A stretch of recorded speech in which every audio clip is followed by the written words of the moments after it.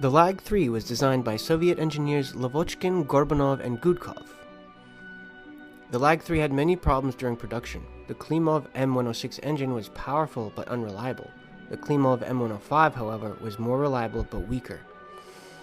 This installed engine led the La-5 to be severely underpowered and disliked by many pilots.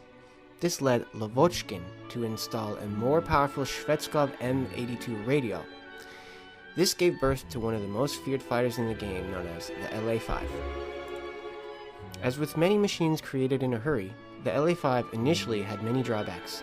The most serious of them were the stifling heat and gas contamination in the cockpit, caused by the bad sealing in the engine compartment and a lack of ventilation. Another serious issue was the low-quality plexiglass in the cockpit windows, which quickly discolored in the sunlight and lost its transparency. In addition, high speeds and G-forces often cause the cockpit canopy to seize up. To provide fresh air, increase visibility, and allow for an emergency escape, the pilot had to keep the cockpit open at all times, though regulations forbade this, as it significantly decreased the plane's maximum speed.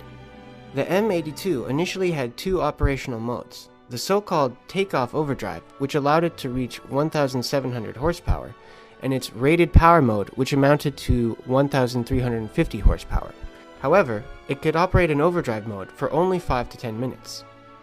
By the autumn of 1942, the AD Shvetsov Design Bureau had managed to upgrade the engine, giving it the ability to operate constantly in overdrive mode. In practice, this meant a significant addition to the aircraft's power output. From December 1942, the La-5 began to be equipped with an M82F engine. At the same time, the aircraft's notation received the letter F for Forcирование, or supercharged. Apart from its powertrain, the La-5N received a number of other upgrades aimed at increasing its flight and combat characteristics. In particular, the aircraft's overall weight was reduced. The final variant, the La-5FN, stands for Boosted Fuel Injection. The new variant entered production and began to reach frontline units in March of 1943. The La-5FN, rather than being a successor to the earlier La-5F, was produced concurrently. Its ASH-82FN engine could reach 1,850 horsepower and remain at a takeoff power setting for about 10 minutes.